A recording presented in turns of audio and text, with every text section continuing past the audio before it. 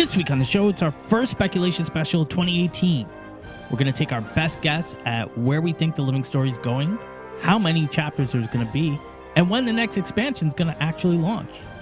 We also have what we call news, and we're going to highlight a special request from one of the members of the Anet community team.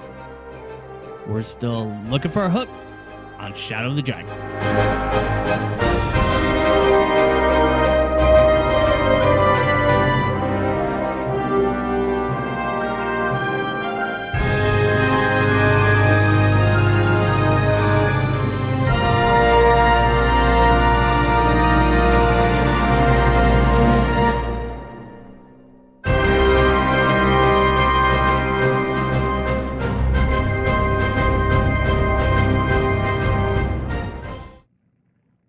Welcome to Shadow of the Dragon. It's episode number 57. Bing, bang, boom. We almost had to do that again. Sorry. I didn't know if you meant like give you 3 seconds of silence because you're about to do the intro or like give you 3 seconds before you do the intro. I got confused. No, it's okay. It's okay. So if you're with us in chat tonight, you'll see that Miko is not with us. She is settling into her new digs.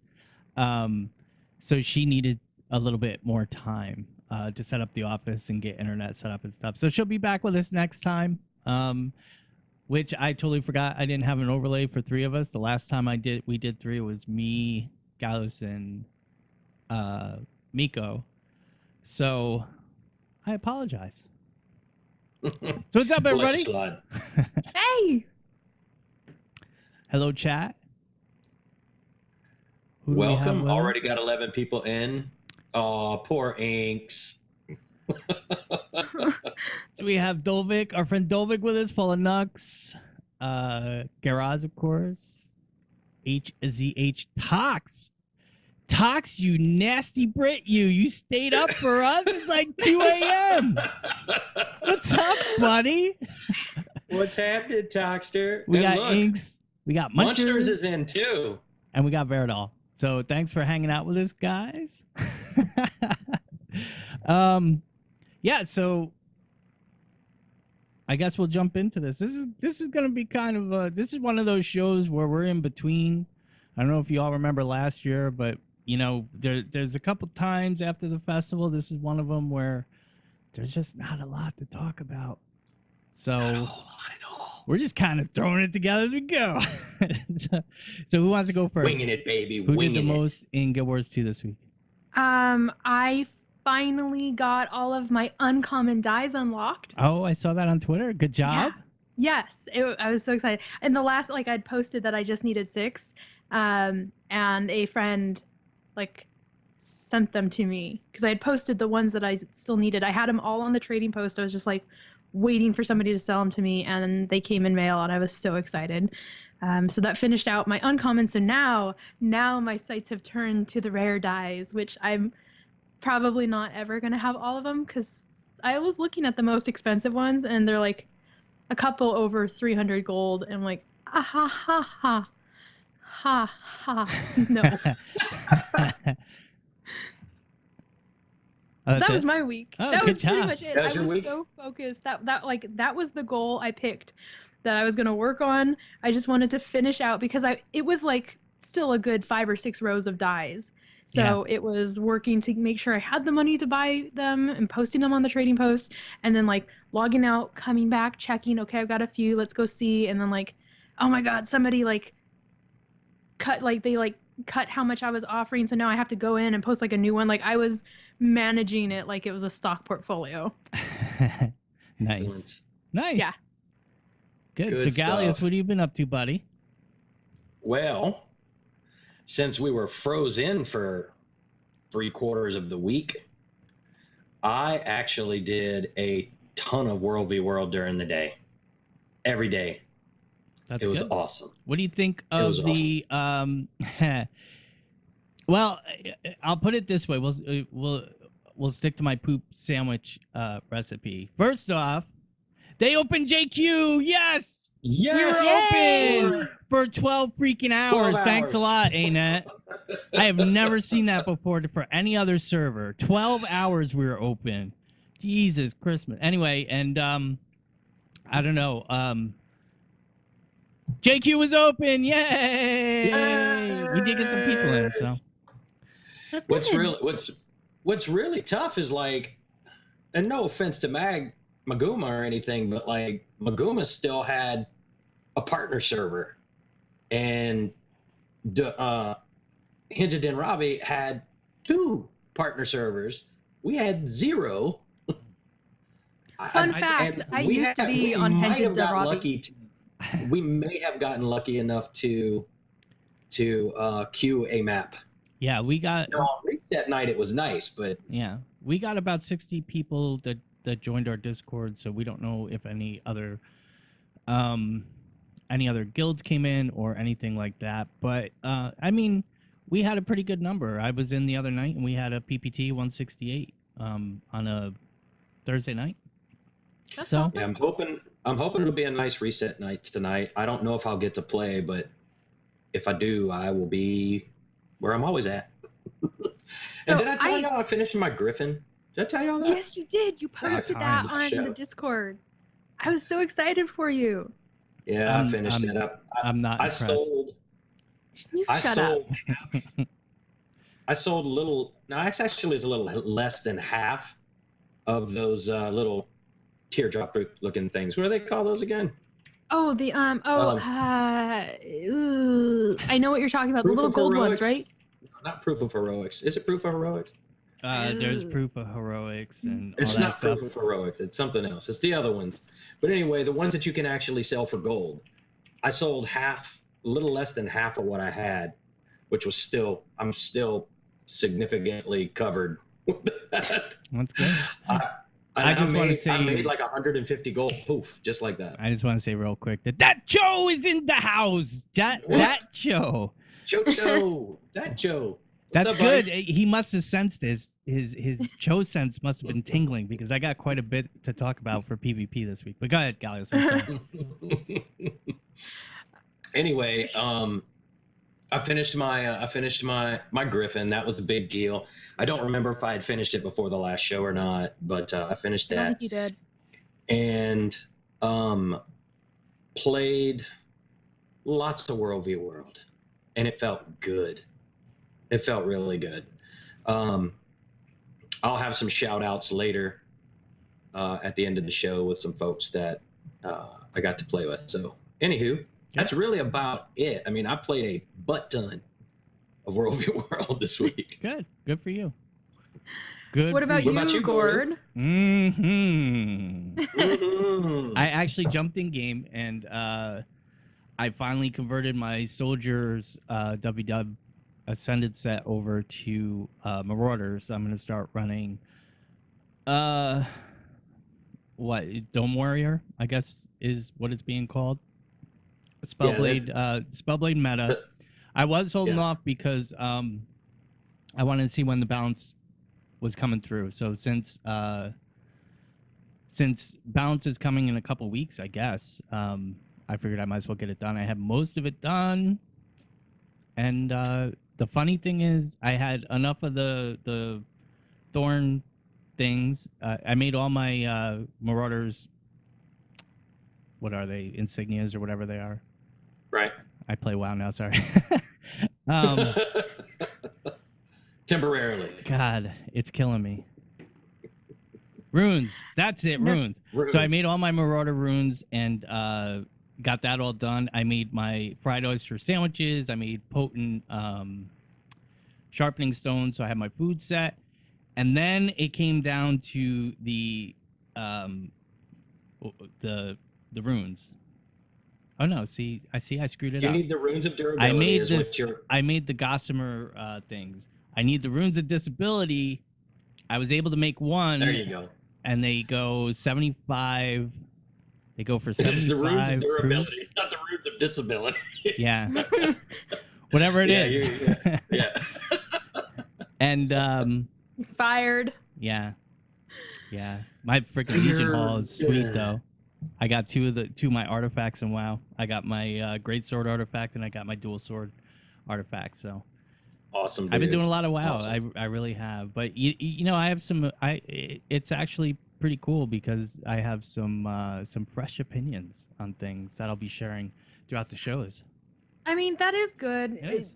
The benefit of playing other games is, yeah, then you get to come in and go like, okay, this thing that I didn't feel was working before, but I couldn't quite articulate why, I saw work somewhere else, and like, or like saw Yeah. it done differently, and I could see how it could be executed better here, or like what is done really well in Guild Wars that's not in other games. Yeah, it's more so of experiencing a totally different game with totally different mechanics, making me see a lot of different things that are good in both games is really what it comes down to. So, Yeah.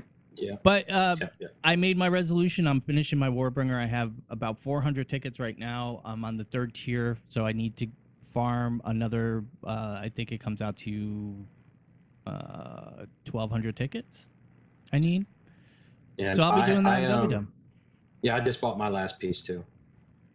Yeah, and Cho and Dovik saying in chat, the breaks are necessary, and it's really true. Guild Wars 2 was my only game for 5 years. That is the only game I played, and you just kind of get stuck in this view, I guess it is. But, playing a lot of other games, it's very refreshing. I actually enjoyed, well, I didn't enjoy crafting too much, but I've never enjoyed crafting. But getting back into WW, and I ran up on a Zerg and got my hands dirty, knocked a couple people around, and Good I times. was Felt like, the you know juices what? flowing, didn't you? You know what? It's time for Gord to start calling commands again. There So- you go. Let's tag it up, baby. Tag it up. Yeah, well, we're desperate for tags, so I tagged up 3 times this week. yeah, they're looking for it. So it's just nice. So I can't wait to get back into WW, and story is story, but whatever. Well, That's as all right. you guys get more into WW, feel free to start pinging me, because if it's in the evenings and I'm home, I need to get into WW for the only thing I care about in WW, my commander spoon. Yeah. So Well, that's my secondary goal is to get you your commander spoon. Yeah. So Yeah, we had a few folks that were able to transfer over that have been trying to transfer for a long time. Discreet Telemachus came in, and of course Cajun Cujo, who everybody should know, been trying for months as well. yeah, Both those guys managed to get in. So and that was good for him because he was so frustrated about not being able to change that he left. he left the game. But it took a break from the game. I don't want to make it sound like he rage quit the game. Or something. True. He left the game and for a couple weeks, and he just happened to sign in, and there it was full, and he jumped right over. So I'm looking awesome. forward to running with him. I talked a lot of shit to him when he was on BG. When he was on BG. So I look forward to backing it up. Yeah. It's gonna be fun. I will say, It's gonna I'm be having fun. some weirdness though, because there's the Jade Quarry Discord channel, Mhm. but like when you join, you have to validate. Yeah, like, you use have the to get bot to like verify. Thank you. I've been trying to verify, and it won't accept my information. It keeps saying it's wrong. You have to be on Jade Quarry. You have Which to I pull. am.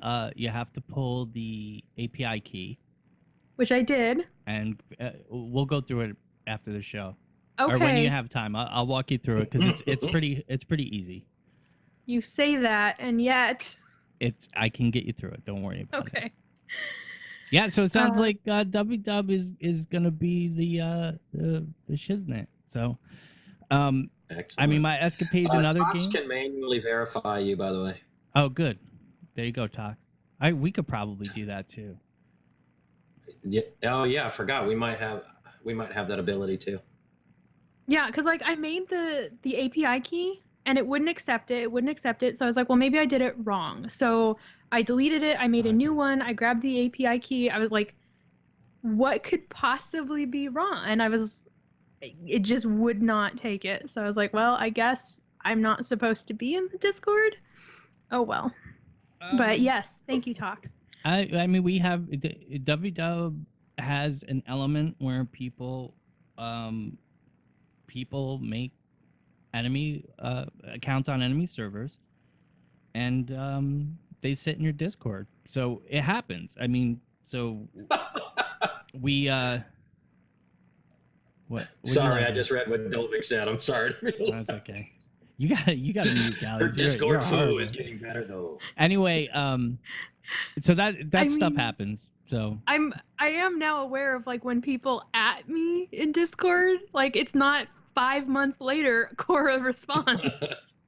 Now it's like maybe at most a couple days. well, there you go. All right, anything else? I think that's it. All right, we got some hot and heavy news that we need Some to get good into. news, I thought. Yeah, there's some good news in there. Poop sandwich, baby. Poop sandwich. It's sprinkled. It's sprinkled. So we're gonna take a quick break, and we'll be right back.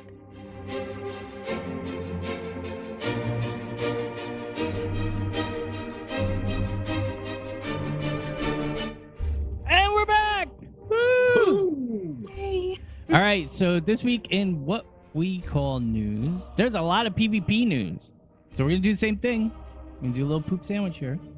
So for the poop crust on the top, SPVP season 10 had started, and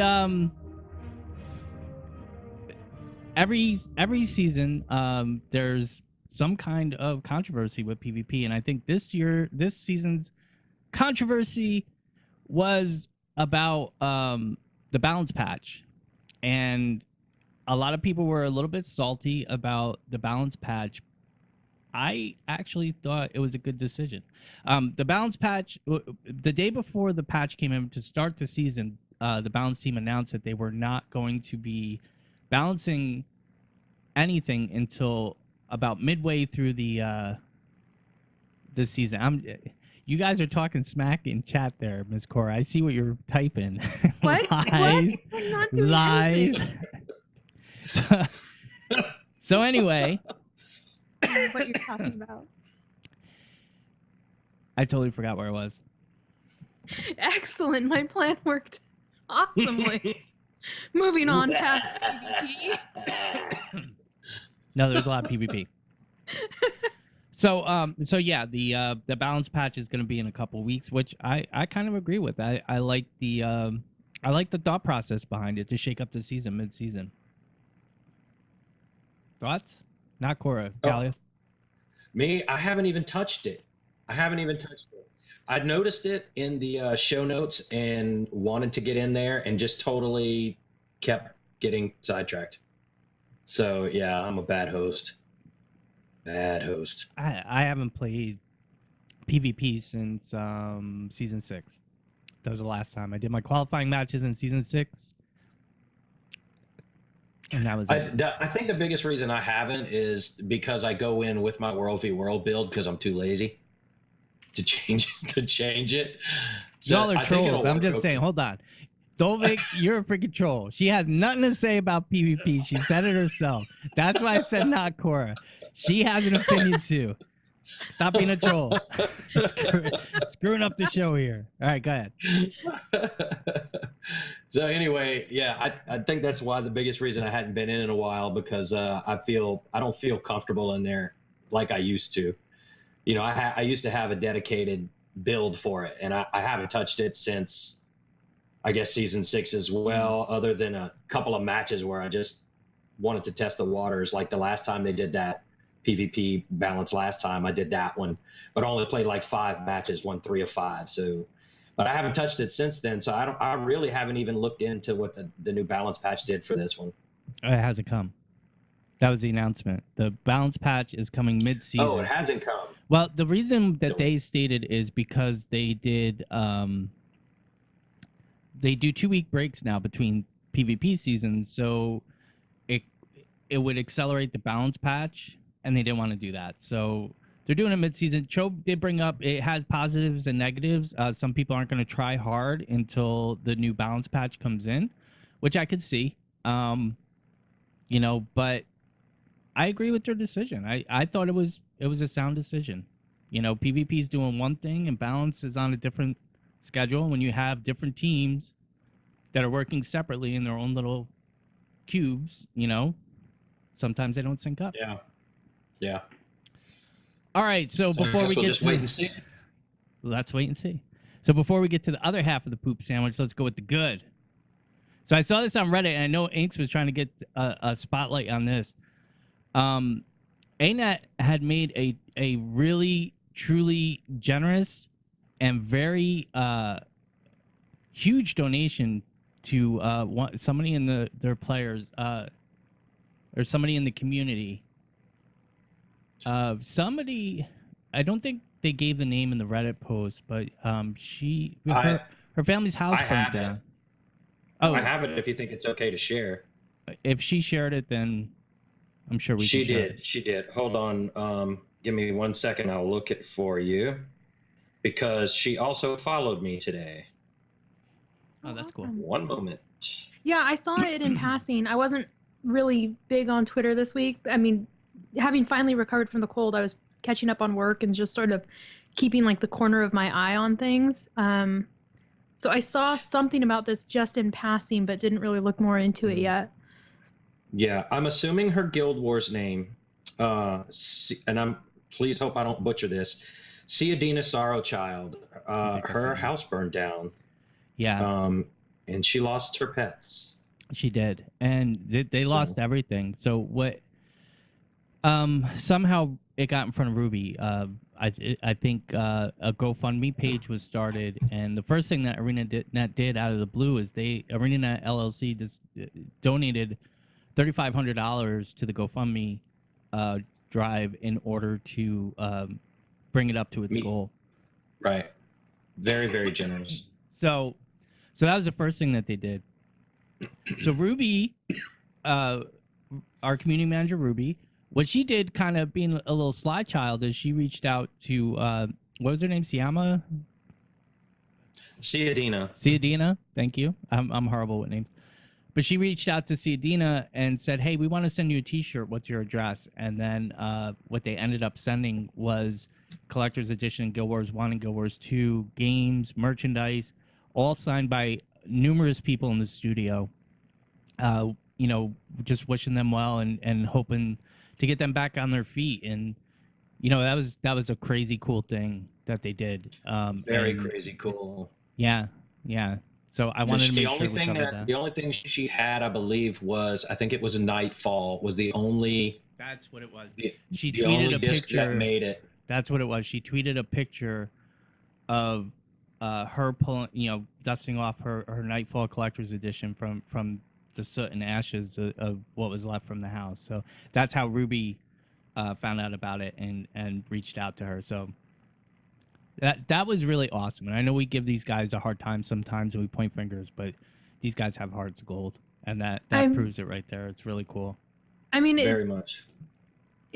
ArenaNet is so amazing about it. And the thing is, I think it speaks to game devs on a larger scale actually care about their players, not just like, oh, we're just trying to push games out the door. Like, you're making a product you're passionate about, and you love seeing the players, the fans, be passionate about it. And so when one of the players gets hurt, yeah, you care, and you feel bad that life is hard on them. So if you can do something to bring a little bit of joy back into their life, do it. Yeah. Yeah, I don't know if people are aware of this, but Sanctum of Raw was named after a Guild Wars 2 fan who had passed away right before the game released. He was a longtime Guild Wars 1 player, and he passed away, I think 6 months or so before Guild Wars 2 released, and they named Sanctum of Raw's server after this individual. So, I mean, they do a lot of cool stuff like that. Yeah, they definitely cement it in lore. I know I've tweeted about it before. Somebody had asked me once to tweet about all the lore behind all the server names, and I hadn't known that until I looked it up. Yeah. And they built in a little bit of lore around it, around his character, this character of a Char, or I believe it was a Char. Yeah. So yeah, it's they care, and they try to help make people happy when lives are hard, and they try to commemorate community members when we lose them. So it speaks to their humanity, which I think everybody needs to be reminded about. It's not just the servers that mysteriously produce Guild Wars. Like, no, there's people there. Listen, one of the best days of my life was when I discovered that they put me in Guild Wars 2. What? You didn't know I was in Guild Wars 2? Do you have a cook? Do you use piles of salt? That's me. Anyway, I cannot physically eye roll hard enough right now. Anyway, really good to see this stuff, and good for them. Yeah.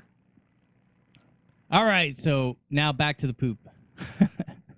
This one's not really. I mean, it is kind of poop, but it's not, and it's more about PvP. But apparently, somebody leaked.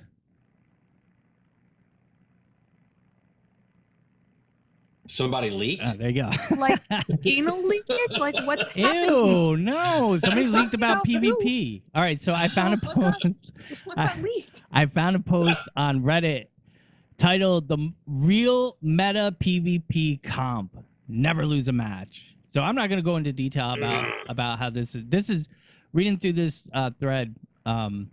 Yeah. Tell me about it, Inks. I don't know where that came from. Kora's mind is, I don't know. Anyway. Okay, so here's the thing. You keep talking about poop sandwiches, and I don't know why I clicked the link. You've never heard one of my friends on Twitter. You've never heard the term poop sandwich? No, I haven't. But today I just learned about the term poop knife. And somebody discovered that that's not a thing, but like they had it growing up in their house, and I was like, I read the article and was just like, well, I don't know. And then you're bringing up poop, so apparently there's a theme tonight. Okay, PvP. So anyway, without going into details, somebody posted on Reddit. If you want to find it, it's the real meta PvP comp. Never lose a match. It's still on Reddit, but somebody had posted. And I guess basically from what this person said, this has been going on since season 1. There is a very, I guess not very elaborate, but pretty easy way to cheat and get a perfect 10 out of 10 placement match in PvP. And this has been a widespread thing. I guess there has been many reports about this. But if you're ever in a PvP match and you see people fighting off point, not stomping, basically not participating, feeding deaths to the enemy, just running in and dying to the enemy and stuff like that, that's all part of this elaborate scheme to get this perfect 10 out of 10 placement, which puts you up into legendary rank. Now, you can get a lot of really cool rewards in these chests at this level, I guess, and that's the motivation for doing it. But yeah, it's out there. It was posted by Ajax1419 2 days ago on Reddit, and they're hoping to get it in front of a dev because, from again what they're saying, there has been many. How are you doing this scoring, Kora? I'm trying to figure out the chat game here. Hold on. Yeah, let's get back to the news. I don't even care. So people are trading wins. So there's a way that you could do it once you get up there. You could switch and basically you have an ult and you have a main and stuff like that. From what they're saying, it's been going on since season 1. And that's that. So that was out on Reddit 2 days ago. Gallios, any thoughts? I'm sorry, I was distracted by the poop knife. So I should have canceled tonight's show. Tell me one more time. I'm sorry. I feel like I should be put in a corner.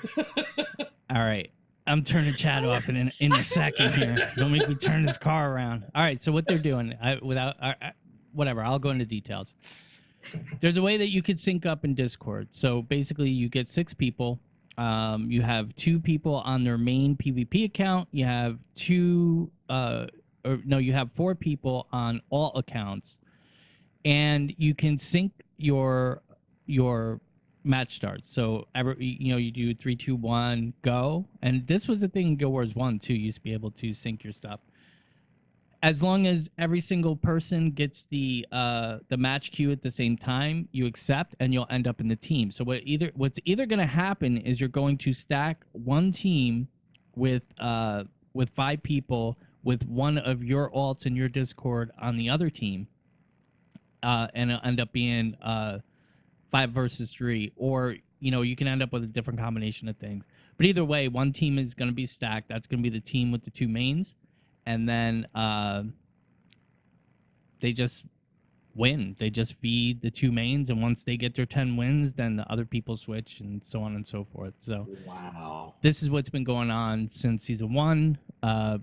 The original poster had claimed it, and it was backed up several times by other people in the thread. So I'm tending to believe that's true. So I'm kind of trying to put some light on this too, because if this is an issue, what this player is basically saying is that since there's been so many reports and there's been no action on ArenaNet's part, it's proven that it doesn't break the terms of service, and everybody can cheat at their placement matches. Wow. I'm floored at the amount of work that someone would just put in just to cheat to number 1. Okay, but like, let's think about the real world and like the Nigerian prince email scams. Like, people are willing to put in lots of real work to feel like they cheated the system.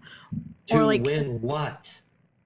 I mean, I can understand somebody's going to send me $50,000 to put in a trust fund for the Prince of Nigeria, who in turn is going to send back $3 million. They want to be able to say they did the thing or they got the thing, even if there's that part of their mind that knows, well, yeah, but it was cheating, but they outsmarted it. They didn't have to do the real work to get the thing. They did a shortcut and were able to get it, and it's not their fault if people are stupid and not also using this cheating system. That's what it is. Yeah. And that's kind of that's the mentality that bleeds over into WW, with everybody stacking one server. Stacking a server. I won't say who it is, Blackgate, but anyway, it is an unfortunate thing. And Tox had also said he remembered doing it. I used to do it in Go Wars 1 for Heroes or what, HOA. I don't remember what the hell it's called. I'm doing really well tonight. But anyway, we used to sync it up in HOA the same way, count it down, and try and set the matches up like that. So people are gonna do it, and it's something maybe it's just because I've played so much Go Wars and Go Wars 2. It just seems like it's always been something that has happened with this game. Oh, geez, sorry. Sorry, Taxi. Anyway, I'm having a rough night, damn it. Anyway, Gallios, take it over. You guys are killing me today. It wasn't me this time. I would just like to point that out. So we got a listener email. Wait a minute, we're transitioning? I thought, did we finish up? Yeah, because you're killing this thing. Did we finish up PvP? Are we done with this? Yeah, we're moving on. On. All you were saying was that you used to try to sync up in Guild Wars 1, and that people will do anything for a title. Yeah, that's what it comes down to. But there is a lot of stuff that you can win in PvP. You can win Grandmaster marks. You can win the currencies. You can get gold. You can get ascended armor, stuff like that. So I mean, yeah. Yeah, pretty. I don't even know what to say about it. I mean, I'm floored. Like, I just can't believe people will go through that much trouble to I mean, what is the point of playing a game if you're not going to play the goddamn game? Seriously. I don't know. I guess I'm just I'm not cut out to be a cheater. No, I don't get it. I don't. Hold on, I gotta say goodbye to Cho. I don't get why people do that, and I feel like that. When I started reading these things and hearing about people fighting off point and people feeding mid and people doing all this stuff, and I was like, these are all the reasons why I quit. Remember, Gallios, when we couldn't go in as a group anymore, that's when we stopped Yeah, doing we stopped PvP doing as a it guild. yeah, Mm. that's when we stopped doing it as a team.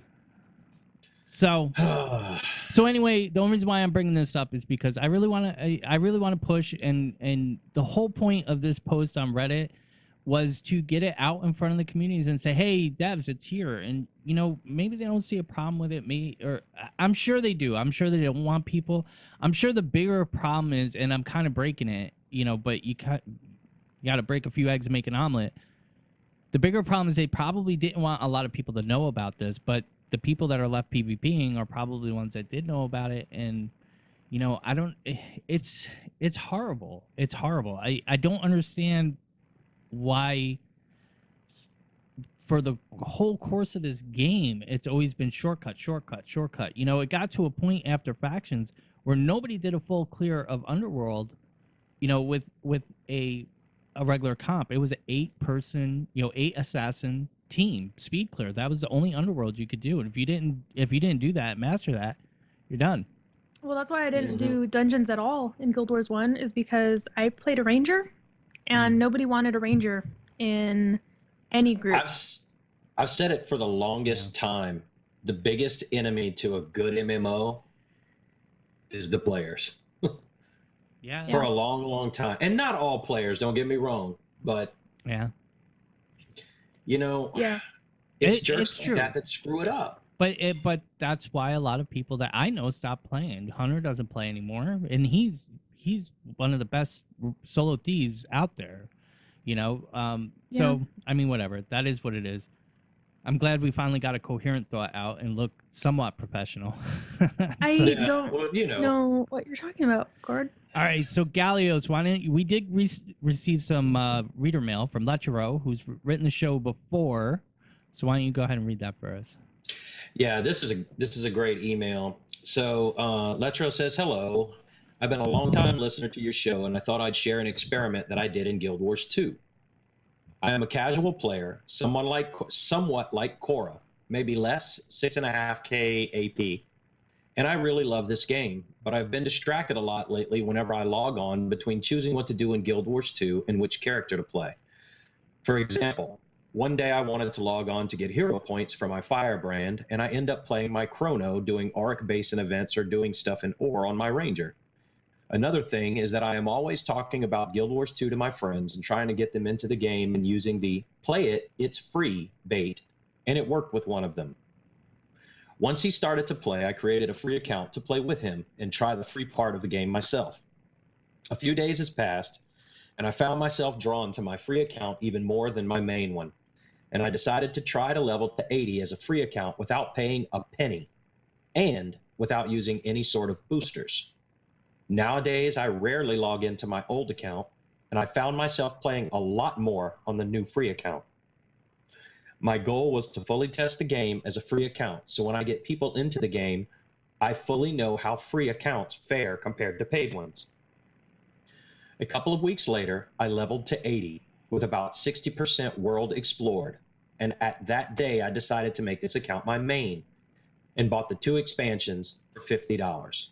I also bought 1,600 gems to do a name change contract for both my accounts to get my main name, Lechero, into the new account and make it my main one.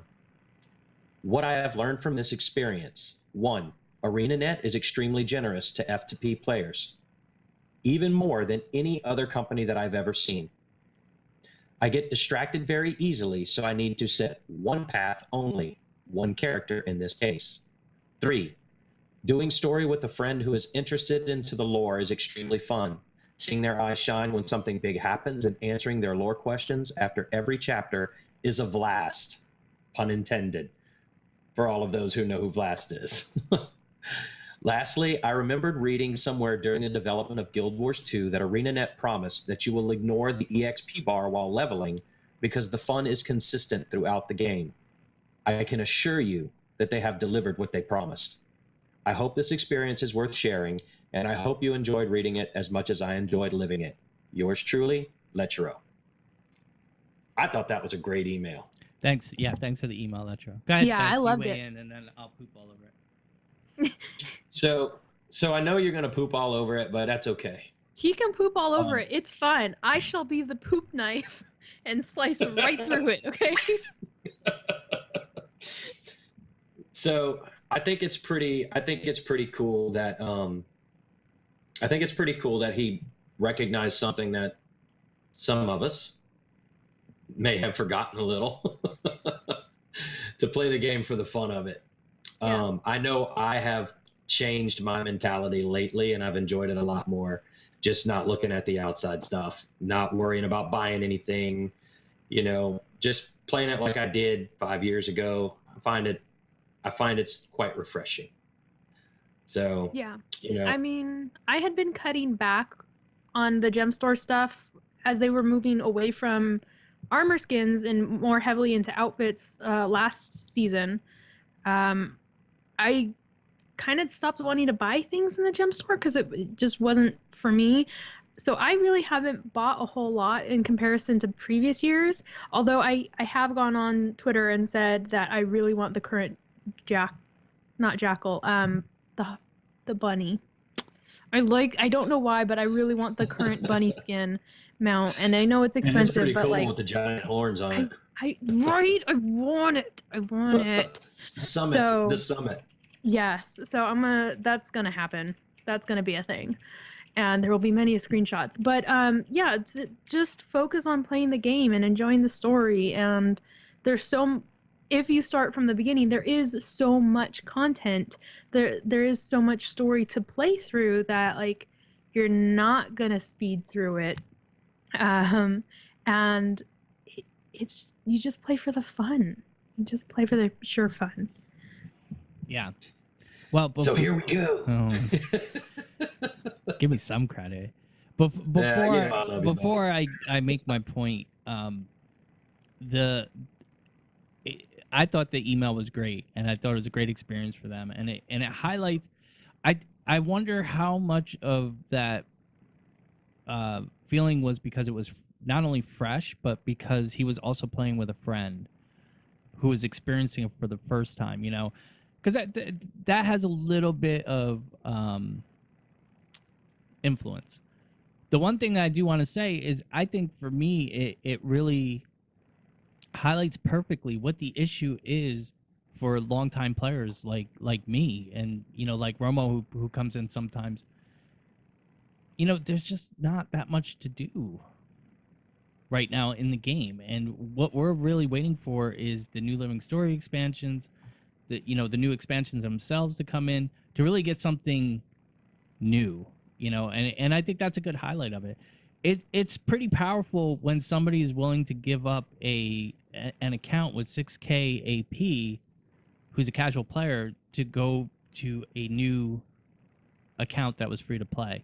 And he did end up buying the bundle for the new expansions, and like I said, it was a great experience. So, I mean, that's my only point is I couldn't imagine anything making me give up my main account ever. I have 29K AP. I was gonna say I have 10 legendaries. Yeah, that's not going anywhere. So I think it's a good highlight. And I think some of that happiness for Letro might have came through just experiencing that with his friend who was experiencing it for the first time. So I'll say it a million times, Guild Wars 2 is not a bad game. But in all honesty, when you look at MMOs, there's the top 3 MMOs. The top MMO is WoW. And I don't think anybody can really, whether you like it or not, I don't think anybody can argue that. But there's a strong case that Guild Wars 2 is this number 2. And I know I complain about a lot of things with Guild Wars 2 and stuff, but it's still one of the best MMOs on the market. And even the best ones get flack. Oh yeah. Even the best ones have salty players. There's always going to be something that never goes away. It's going to be on every single game you ever play. Yeah. There'll always be something about it. You know? So I mean, it doesn't matter how good something is. Yeah, there's always someone who's going to find complaint, even if there really is none, and there's never really none in anything. No matter how great it is, there's always something you could go, well, this could be better. Yeah, I mean, anything you look at. I mean, WoW just had a huge patch that for me, I don't feel it. I leveled through Cataclysm in 2008, and I gave that account away because I swore I'd never play it again. The game that I'm playing now is completely different. You know, Timey is not the best. What is all this love with Timey recently? Because she's amazing. Anyway, yeah. So that's that. I think we said everything we need to say. Yep. So that's it. We're Good gonna email. move Thank you, Latchero. for the second email we read on the air. We like getting the listener mail. We just don't get it often. Oh, that's fine. We get it. We get it when Yeah. we need it, I think. All right. So we're gonna take a quick break, and we're gonna come back and start speculating about Yay. the living story. Nope, we don't want to do that one again. We already did that one. Every time. I don't remember. I'm just pressing buttons here. The All right, fact so that we'll it even take a made quick sound. break. I won't be right back.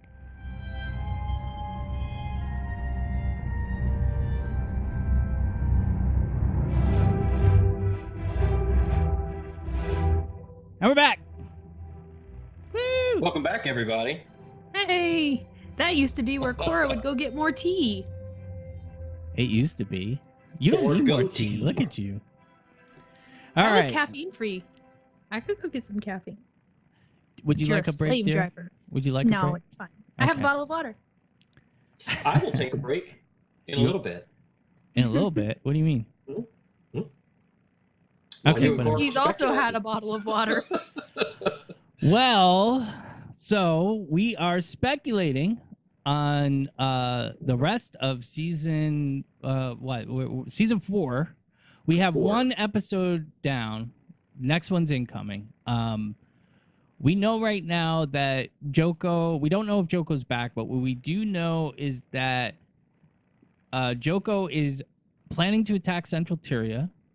He has Joko. Yeah. Question marks. Well, I'll get quotation into marks. that. But anyway, Joko has taken out a hive of, well, I keep calling it a hive. I'm sorry. Joko has taken out an inquest Rada.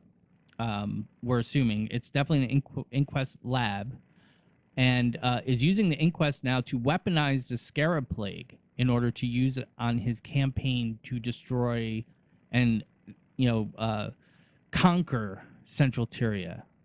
Which I am so excited about because Scarab Plague has always been among my favorite lore ever. So that they brought it back and we're going to see more of it. We're going to hear more about it, I would assume. I really, really hope we hear more about like the previous Scarab Plague, but just that something has happened with that. I'm so excited. Okay. So anyway, are you okay, Gallios? Yeah, I love watching her face when she does that. When I do what? So there's one of two ways that we could do this. I could do my 30 seconds of speculation, and we can end the show, or you guys can speculate first, and then I'll do my 30 seconds of speculation. You go Wow. first. And while you're doing that, I'll go make myself some tea. You better make it fast because I don't have a lot. No. Go for it. All right, so we're gonna find out that Joko is really Joko. I would hope. Joko is going to continue to assault us and use the inquest. We'll fight our way through the inquest, and then we will either. Here's the only thing that has me perplexed. We're either going to give Joko the Cauticus treatment and kill him in the living story, so we can move on to Krakatoric, who I believe will fly to Kantha, or we're going to have a Joko expansion in September of 2018. Yes, this year, to fight Joko, kill Joko, and then pick back up on Krakatoric in Living Story Season 5, or we'll just do 2 back-to-back Living Stories. So that's all I got. There's really nothing else. Some of the details and minutia, I think eventually we're going to make up with Bram. I think that the lady in red is actually Lonai. I think somebody on Reddit already figured that out. And I don't see Lanai. She was she gave out quests in Guild Wars 1. And then that's that. That's all I got. My issue is I know that they've been doing the current events again, but they're still hiding their current events. So like I pop in game like this whole past week or a couple weeks when I've been popping in game to like buy dyes and whatnot, there's nothing that pops up to tell me, hey, there's a current event happening. And if I'm not reading the patch notes, which I'm not, whatever, there's also nothing to indicate to me, a casual player, hey, there's little tiny events happening over here. Maybe you should go check it out.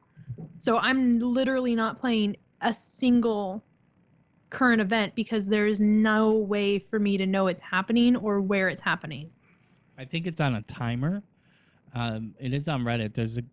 There's. But again, if I'm not going out and searching for it, there's nothing to tell me in game. So it's like it might as well not be happening. No, I understand that. So anything else you want to add to this? Do you see anything else happening in the story that we're not really already seeing? I foresee that we're just going to fight a lot of Awakened. We're going to eventually fight Joko.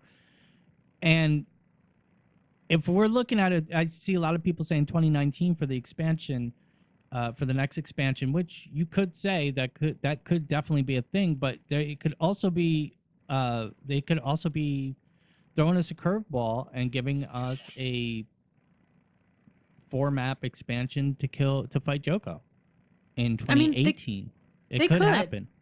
I would not be opposed to that. I think there's enough lore and enough power behind Joko. I think it's definitely going to be Joko. It's just it hasn't within game. I don't know the current events, but like within Living Story, it was just hinted that like, oh, somebody's saying their Joko is back, but like there's nothing within the Living Story proving it's Joko. So, but I think it probably is Joko. It should be. If it's not, that's a weird curveball, and I'd be interested to see how they would pull it off. But I think it's Joko. I think an entire. Let me just remind everybody, we're in the midst of somebody Ink said it in chat. Scarab Plague 2.0. We're in Nightfall 2.0. We're getting a lot of regurgitated lore. We're getting a lot of recycled lore, I should say, not regurgitated. Well, we just had Balthazar impersonate Lazarus. Do we really want some shady figure, even if it's Lissa, to impersonate Joko? No. In the next story? Well, that's why I was saying, like, if they did that, like, that'd be a weird curveball, especially since they just did it, and like, so I think it is going to be Joko. I need the lore specialist here to answer a question for me that I've wondered for a really long time. All right, shoot. How is Joko so powerful? He's not. Well, like why has he survived all these he's a lich. things? He's a lich. So he's hard to kill, but what he has dominion over death. So what he has done, his first campaign against Triosa. You would have had to grant him that. Well, he's a lich. Well, here's the thing. That is the question we don't know about Joko's past. Is we don't know exactly who he was. That's what I was wondering. Did we know this already? No. That was the question I had. And I'd be interested to. Go ahead. Go ahead. Okay. So maybe the direction they're going is maybe we find out how he was created. Yeah. Do we care about that? Well, how was personally I do. How was the Vizier of War created? How did he become a lich? Because he destroyed cast the spell and destroyed Or, and it corrupted him. So you could assume that what if it was a punishment? Yeah, you could assume that Joko was, and it's pretty much confirmed, Joko was behind the first Scarab Plague, which he Well- framed the primeval queens for.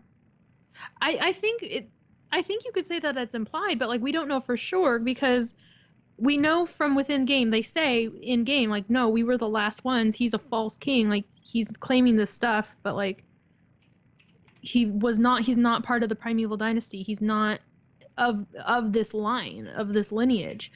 So I think it would be pretty interesting if it was that he was part of the thing of the Scarab Plague behind it, but then like why is he having to use the Inquest to bring it back? Because Joko's not powerful. Joko's very cunning, and He is. you Well, can argue that Joko wanted to get the dynastic the primeval kings out of the way to take over Alona. The first time that he tried to take over Alona, he tried to take over Alona by force and was destroyed. So when he did it, not destroyed, but he was imprisoned. When he did it this time, he did it a different way, using propaganda and lies and just manipulating well, I people think into believing. he's still capable of making this undead army. He's still capable of making Awaken. So he does have power there. There is magic behind him for him to Well, be yeah. able to create his Awakened.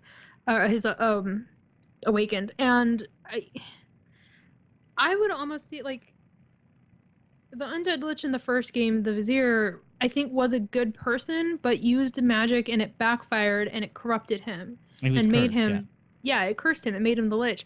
I could almost see Joko being a bad person and going out and trying to seek power and like maybe what like before he was Joko, before he was a lich, like doing something to the Scarab Plague and propaganda and making it the queen's fault when it wasn't their fault. Yeah. And Well, then like seeking out how do I become immortal? Like I feel like he fears death, and so he like you make yourself a lich. Well, you can't die then. You could rule forever, and like that's what he wants. So I think it would be interesting to find out more about his backstory, but only if it ties into the current story. Only if Well, that was my point. yeah.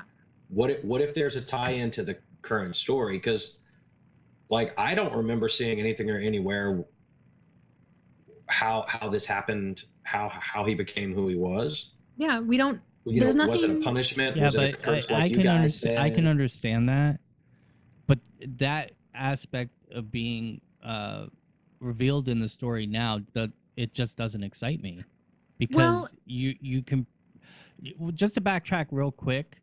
I'm not sure if Inks was saying that there is a possibility that Joko is Kilborn or Kilbron. Kilbron. We killed Kilbron on the Bloodstone, trapping his soul in the Bloodstone, and that's why he was able to be killed. We would essentially have to do the same thing to Joko in order to finally kill him off for good. I believe that's the only way we'd be able to do it. So we say kill, but we're probably going to end up locking Joko up again or sealing him away or finding some way to actually kill him. I think really the only possible outcome of the story is we're going to find out he was behind the Scarab Plague, and he died or something because of it, and he was cursed and sent back as a lich. So just to clear things up, because there's some confusion and apparently I'm causing it. Kilbron was within game titled the Undead Lich. Like that was his thing. He was the Undead Lich. Joko is a lich. Like a lich was literally just an undead evil person. So Joko is a lich, but he's not like called like the Undead Lich. He's not the Lich King or anything. He's Palawa Joko, but he is a lich. Like it is a type of undead monster that you can become. So those were the two. We've had two within canon. We had Kilbron for Prophecies, and then Joko with Nightfall, and now back in to Guild Wars 2. He's currently really the only lich. Zaitan, I think, was sort of classified as a lich because Zaitan was able to make undead and control the undead, which a lich does. It controls an undead army. So why Joko wasn't influenced by Zaitan is I'm thinking, yeah, they're both death magic, but like Paolo Ojoko is his own sphere of death magic, and so Zaitan couldn't just take it over because Paolo Ojoko's magic is strong. Like he's not just cunning. Like he's definitely powerful in his own. And so that's why he was able to retain control over his awakened, despite the fact that Zaitan was there. I think if Zaitan could have killed Joko, then yeah, the awakened army would have just rolled into Zaitan's command. All right, so just to back up, Inks wasn't, sorry, 7-second delay. Ink wasn't talking about Kilbron. He was talking about it's a possibility that Joko's behind the Scarab Plague 1.0, but we don't really know his timeline very well, which we could find out in the story. The other thing is, I would argue that, Kora, that Zaitan is death magic. Was death magic. Well, yes. No, I wasn't saying he wasn't. I would think that unwittingly and really unwillingly, but realistically, Joko would have been a minion of Zaitan without being lost to the dragon, because he was pretty much performing the dragon's will by raising awaken. Yeah, but like that makes sense. But they like, you can go to the wiki and read about it. Like they were not friendly. Like those two armies were fighting against each other. Like they were not. I'm sure they were. They were not working together. So. But there's no evidence of that. There's none of Zaitan's undead outside of Or. Well, this is true, but part of it was the explanation, like if you read on the wiki, is that between Kralkatorrik being there and Joko's army, Zaitan couldn't move into the Crystal Desert. Like he was blocked. I would argue that. And Dovic's following my train of thought. I'm saying that even Grenth admitted that Zaitan was more powerful than Grenth, than himself. So the way I see it, Zaitan was death magic. And any bit of death magic that came through Zaitan. So I really think that if Zaitan really wanted to go into Alona, he could have just snapped his fingers and done it, because really the way I see it is the magic that Joko is manipulating to make the awaken came from Zaitan, which that mantle is now empty, which kind of frees Joko up. So Joko technically is the one in that realm of power right now. But what if it's not so much that like Zaitan is death magic, but like Zaitan used death magic and like he was sleeping, so magic sleeps when the dragons sleep, magic seeps back into the world. So Joko just sort of like hungry hippos, collected up a bunch of it and was like hoarding it. And so that is magic that Joko then had. And so when Zaitan woke up and did his hungry hippo to gather back up death magic, like he couldn't touch the marbles of death magic that Joko was holding. Yeah. So it was all it's all the same that. type of magic, but like you got these marbles over here and you got these marbles over here, and never the two shall meet. Yeah, it's when you start breaking it down to that level, it gets a little sticky, because the way I see it, I see it as a hierarchy, and all the dragons sit at the top of that hierarchy. And Dovik had even said it. It even comes into the Bloodstone influence on the magic schools, how there's the 4 different magic schools that everything falls under. The dragons still sit at the top of that food chain. They're technically the most powerful things, even though they don't appear to be. So it's confusing, but I mean, maybe we'll get some answers to that. Yeah. And that would be something interesting that would come through the story. So or Gallios. He's speculating. He's got no choice. I'm tired of his crap. It's been 2 years. I think bits of his brain are. I threw my stuff in there. You did 10 seconds. You need to do more because you gotta. Because no, that was sly on my part. No. Because the speculation that I put out there makes for a boring living story. The only question is, are we getting an expansion in who, Joko? Mm-hmm. Okay, who? That's what I don't know. That's why I was asking the questions I was asking. But you guys said that he just magically poofed into existence, so I don't have an answer. Think of being a lich as a curse. I think it would have. Right, I understand that. It's definitely a curse, but I think he would have sought it out when he was alive. I think he sought out the power so that he could not ever die, so that he could live forever, so that he could rule over Alona forever. I would think he sought it out, and that it wasn't just. Whenever in the old stories, you make a deal with the devil to become a lich. I would think. Who he might make a deal with? I would think, because technically you could call Mad King Thorn a lich. Yeah. I would think that you have to do something, and this is all my speculation, but I would think that you would have to cause death and devastation on such a scale that you become cursed. Cursed to walk the earth, kind of like a vampire thing. That's that how could I see totally it. be it. I mean, that could have been why, like, if he did cause the Scarab Plague, like, maybe that was his intentional thing of, like, I'm gonna do this, cause mass death.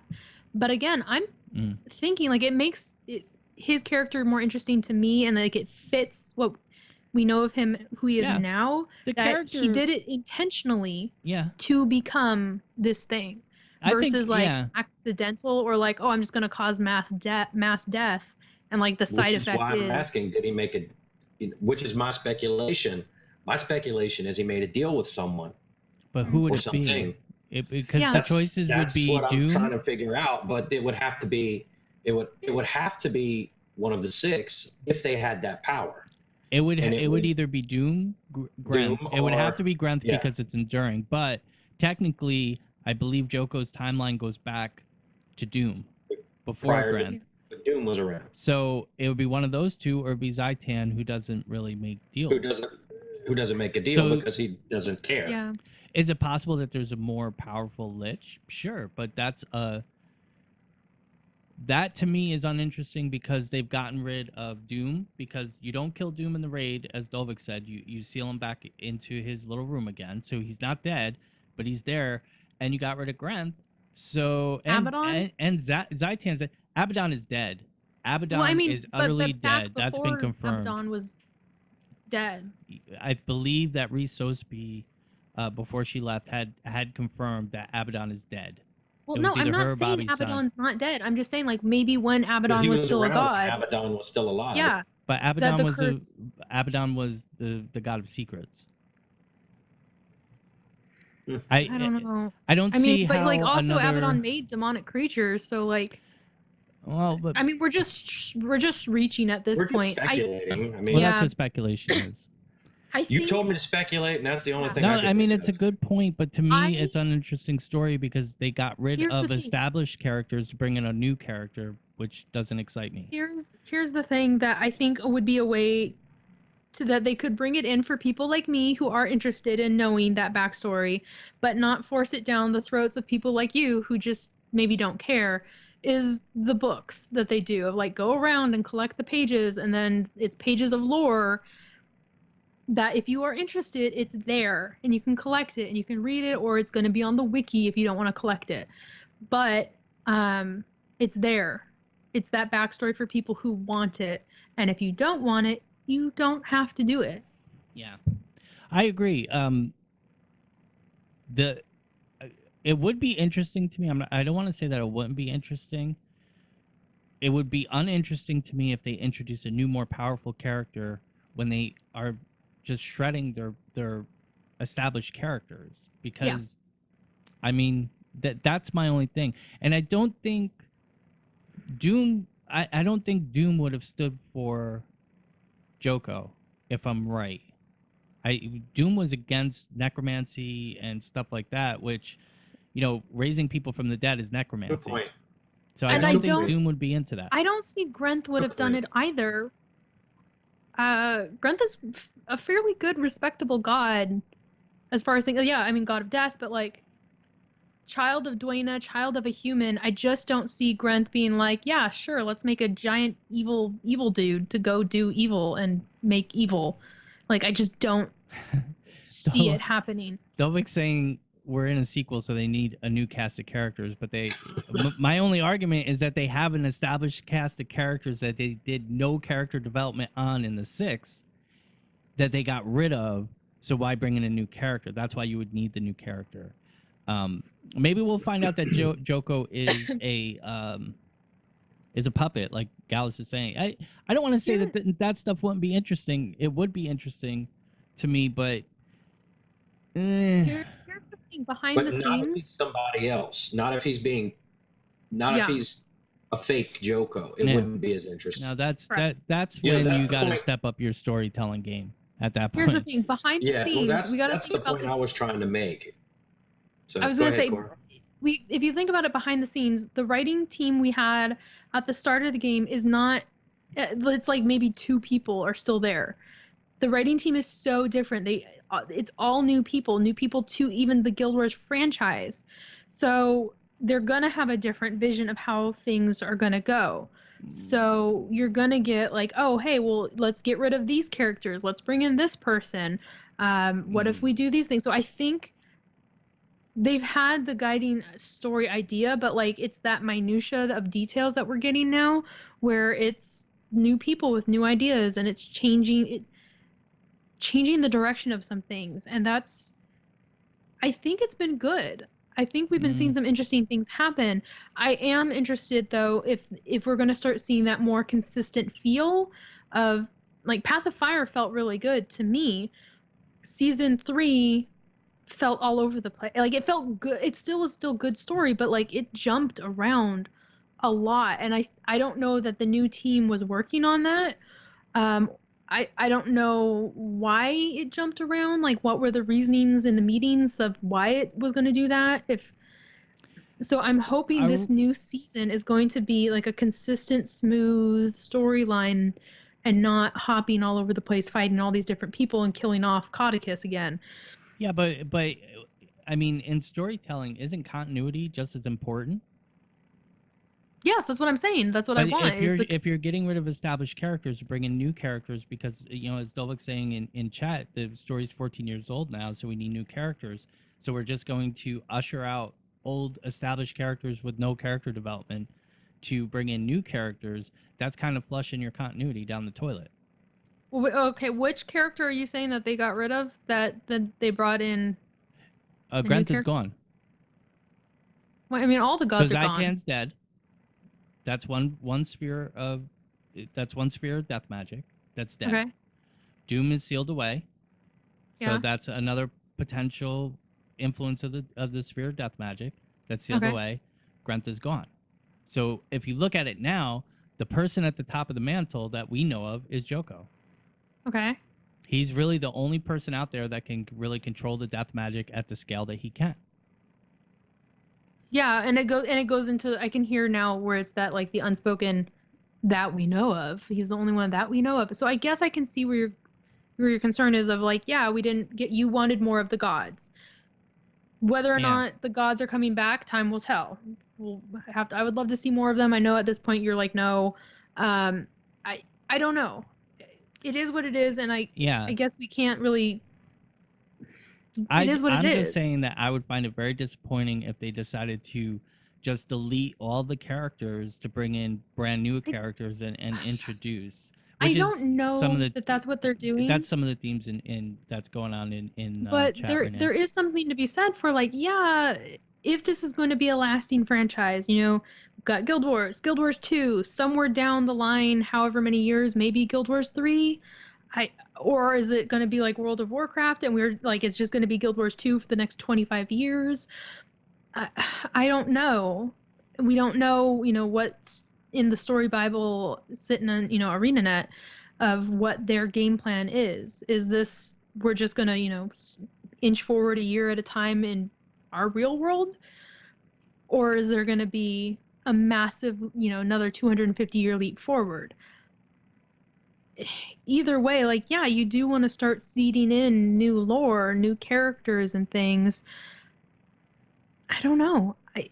I wish I had like a hard stance on where I fell on this, but I just am still so very hopeful that like this next season's going to be great and Please don't get me wrong. I don't want to say that the story's not going to be good, because the story that's been coming has been good, but it leaves you to question with the new style of storytelling that they're putting out there. They put the blinders on people, so you're only dealing with the story that's in front of you. So we know all right, we know we're not getting playable races. Mhm. That's off the table. We know we're not getting new professions. That's off the table. They've finally come out and said they're not even doing new weapons. That's off the table. So now what we're being funneled into is this PvE story that's going to carry the game forward. It has to be good. I'm sure with what we've seen from Path of Fire and what we've seen in Chapter 1, it's going to be good. But they're on shaky ground, in my opinion. You know, They're not in mine. they are. If they're getting rid of characters, bringing new characters, if they're downplaying established characters with a huge backstory like Livia, who was played up from Guild Wars 1 in the lore, in the books, and to get ushered out in a episode that was almost canceled. Yeah. You know, And here's the thing, but I'm going back to, I think that was a different writing team that worked on that season than the writing team that we had that worked on Yeah. the expansion and that's going forward on the new Living Story season. So I don't know what happened there. I'm with you on the way they've written out some characters. Like, I was really disappointed by Codicus, that it was like a couple of weird episodes, and then Codicus is this big threat that has been looming over the human crown over Jenna, of like, and it was a whole dungeon of dealing with Codicus. So I was really like, oh, it's going to be at least a Living Story season of just dealing with Codicus, right? And like, it kind of was. We had 3 chapters, and this is the bigger debate he for me. He never felt like a threat in that season to me. He didn't. But here's the bigger question. Here's the bigger point of debate right now. I see Inks is adamant that we're not getting an expansion until 2019. From what we have now, we've gotten 2 expansions that are 2 years apart. That's a very good assumption. We also know that Living Story is going to go roughly over a year. So roughly over a year from when it started is putting us around December of this year. So what happens next? Do we get an extended Living Story just based on Joko? Because I don't see them going much more with Joko. I mean, we know what the problem is. We know what we have to do to solve the problem. We just have to figure out who's the head of the snake again. We'll say it again. Yeah. Cut it off and we're done. Kralkatorrik is doing nothing. Kralkatorrik is poised to go west. I could see it being this season is take care of Joko, and then it being another, early, 2019 is going to be Living Story season 5, and that's setting us up for the expansion that's coming out at the end of 2019. So then we're going to kill Joko in the Living Story. Yeah. I can see that happening. I think it's highly possible, but I also think it's highly possible that they throw us the curveball. Inks is saying if we do the math and we plan on 7 episodes at 2 to 3 months apart, that comes out to we'll say 14 to 16 months. So just over a year, just about a year and a half, which could lead into an expansion if they can push it that far. I feel like they had a hard enough time pushing 6 episodes out last time. It's going to be interesting. Of course it's going to be interesting. I think it's going to be interesting. I wouldn't be opposed to like season 4, ends on the cliffhanger, and then we go into season 5 and then finish things off, and then that leads into the next expansion. Like, I'm saying season 4 is going to be 5 Living Story chapters with an expansion in September of 2018. That's what I'm feeling. The Joko expansion in 2018, September, which puts us back on a November schedule for Living Story season 5, which brings us to Cantha. That's what I think. I'm thinking season 4 ends on a cliffhanger. We're going to have a season 5, and season 5 is going to lead us into the next expansion, which would be end of 2019 is my hope. I don't see enough story without them starting to jump around to the Bram story, Jormag story, to it's the only way that they can do it. And Inks is saying he's feeling 14 to 21 months of season 4 into the new expansion, which is possible, but that's not going to be all Joko. That's going to be us jumping around back and forth here and there. From what I see Krakatorek has gone to the south and moved to the west. He is on the western edge. All he's got to do is jump across the endless sea, and he lands in Kantha. He's poised for it. So I don't know. That's the only question in my mind. I don't see too much coming in this story. I don't find the Scarab Plague that threatening. I don't find it more threatening than a dragon, but I'm sure that they're going to prove me wrong.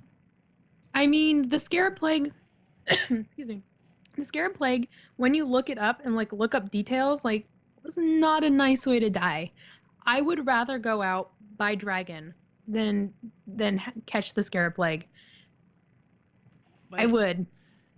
do you think that they're going to actually bring that into game, where we're going to actually see bugs burst out of the stomach of NPCs? I think we are probably going to see bodies of like this happened to them, and like as we hunt down the clues, and maybe we're going to see something, but like we're going to stop it from getting out. Like I think that's the thing that's going to be season 4 is we are going to prevent a epidemic or pandemic or whatever it is. We're going to prevent the plague from really being a plague. It's just going to be a minor outbreak. We're going to stop it. We're going to make sure it can never get released, and we're going to save Alona from hideous, painful death.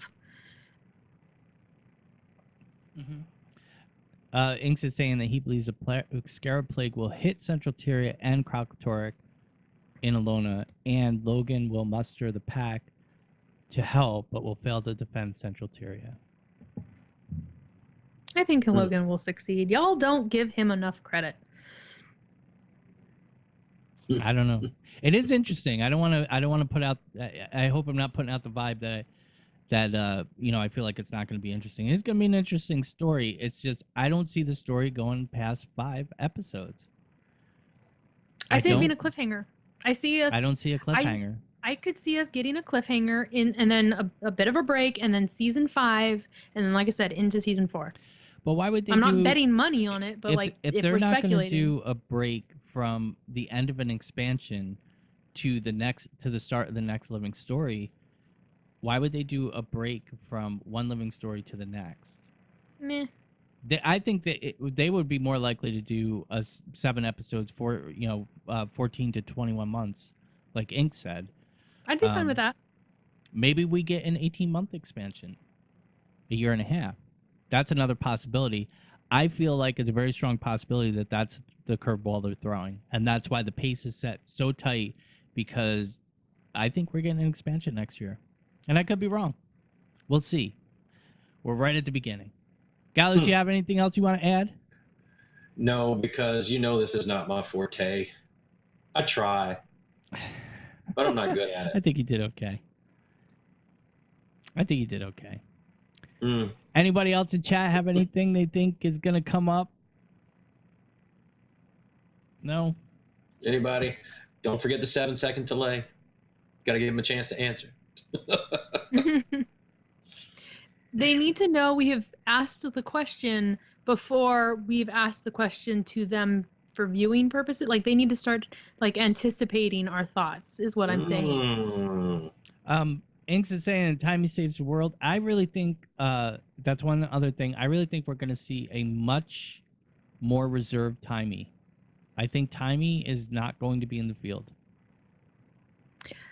I think she's going to stay in her lab for quite a while. I've got to say, the thought of that actually makes me a little upset. Because I have loved her because she is a disabled character and she is out in the field actively saving the day, actively being heroic.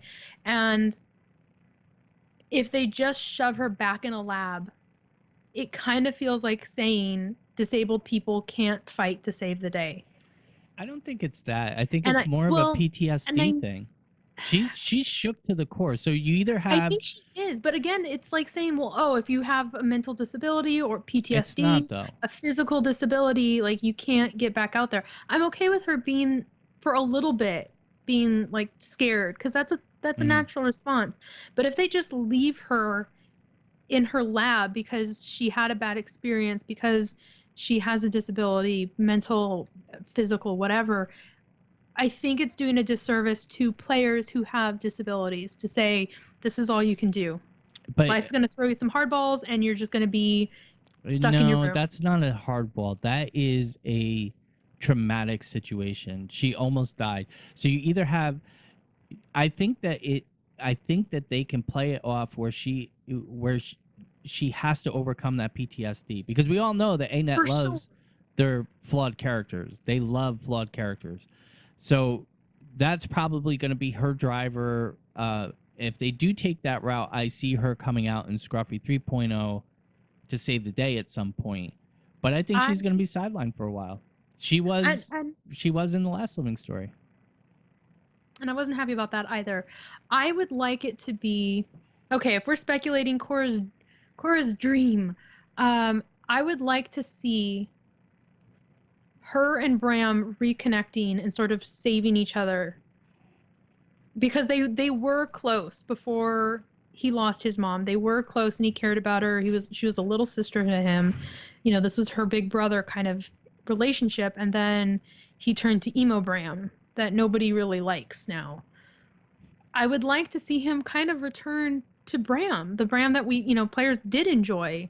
Timmy went through a horrible thing and is going to carry some scars forever from that. But like, you don't just shut down. Bad things happen, and the way to recover from them is to reach out to your friends, to have that support system, and I'm a big advocate for, your mental health's not good. Okay, you grab a friend and you start doing regular check-ins.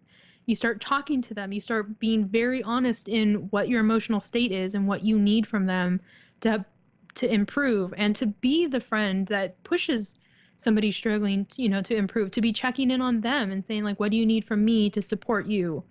Yeah. So I think this is a very good opportunity for ArenaNet to be advocates that way for people who've had hardships, for people who have PTSD, who have physical disabilities, who've struggled with grief, to not just say, oh, you just let yourself wallow in despair and become a jerk and like go back to your lab and stay there. Like, no. But it also, but it also kind of comes off as fake if she's just back out in the field in the next Living Story chapter. Well, and I'm not saying that. I'm not saying I want her back out there and, oh, it's back to timing as normal. I do want her to show that, she's scarred, and to maybe have to be pulled out of the lab versus, coming out of her own free will. I'm fine with that. I think that's all great story development. I think that's all great character arc. I just don't want her stuck in the lab forever. No, that I don't think is going to happen. But I mean, I'm going to say I understand that there's issues that are important to people out there and stuff like that, and they should be respected or whatnot. But to me, the story has to be believable too. And for her to just dust herself off like she did the last time she almost died and just get right back out there and ready to kick butt again with the same gung-ho attitude is just not believable to me. And I'm not saying that. Yeah. I've never said that I want her to just dust herself off and get back out there, because you're right. That's not how real people respond to situations. PTSD is a real thing. I struggle with it, and I don't have it like somebody who is, in Iraq and survived bombings. I have my version, and it's different. Everybody's version is going to be different from somebody else who suffers from it. And the way you deal with it, the way you have triggers, the way it takes you time to recover and to acknowledge that this is an issue. I see her, be stuck in the lab, dealing with PTSD and afraid of going out there. I think it would be really good, a good way to bring Bram back, of like, Bram is the one that is like, okay, to be the one to get through to her, to be the one to pull her out of the lab and say, no, like, this isn't the Timmy that I know. Timmy that I know would never give up and just cave and be in her lab all day. Like, we're getting you out there, we're getting you back. And like him being active that way, being an advocate for her, being a friend, being supportive to her, would kind of help him. Like, Yeah, reaching out it's and being there. yeah. Yeah, I So agree with you. I think that's probably definitely something that they're going to touch on in the next story. So it's something that I would hope that they do. Whether or not they actually do, it could be like you said, what we both don't want is her just brushing herself off and like nothing happened. I mean, she seemed pretty darn traumatized. And I think we need to see she was different. That continuation. We need to see the lasting effect of it. Yeah, I agree. I just hope that they make something interesting and it's not just bouncing around. I really wish that they would stop trying so hard to make every single person such a flawed character. You know, I get it. And one of the things that attracts me to WoW more than Guild Wars 2 story-wise is that you don't get that in World of Warcraft. You fight. You still have to overcome and become stronger and everything else, but they do it in a way where they don't highlight every single flaw of every single person, so that you just feel like you're swimming in a sea of mediocrity. You know, that's kind of how the game comes off to me sometimes in Guild Wars 2, and it does take away from the story. So I think... See, I'm intrigued because I've never had that response to it. I like that they show everybody is flawed, like, because it's like you look in especially in like our social media world now, where you look at everybody's Instagram, it's like, oh, they live such a perfect life, and it's like, no, they've got their issues too. I'm sure, yeah, everybody has their issues, but for me, I don't sit down behind a keyboard and play a video game for 3 hours to deal with everybody's interpersonal issues. I want to deal with the beast. I want to upgrade my artifact. I want to kill the world boss that's in front of me and move on. I don't care about, you know, I mean, I don't want to say I don't care about flaws. You know, it's nice to see flawed characters, but ArenaNet puts such an emphasis on every single flaw of every single character, where at points, of course, with Bram in the story, 50% of that story is dealing with Bram's misguided rage at the commander, at you, and you just taking it because you're trying to be the better person. I don't play video games for that. Is just where I'm at, you know? So it just gets boring. It gets not for boring. me. I love it, and I love that we play so differently, that we've got these two such different viewpoints, that like it is interesting for me to hear, because I play for all those reasons, because I love it for all those reasons, to hear it from your point of view, where you're like, meh, it's kind of a little bit much, whereas maybe that's not something I would have thought of. And so it makes me want to go and replay it, just like listener mail dude. Lecturer. Thank you. Because it's been so long since I've done some of the story, that like maybe if I started again from the beginning and played through, like I would see it and go like, oh, Gord's right. It kind of is a little bit a lot of the... I've leveled 14 alts to 80 through personal story.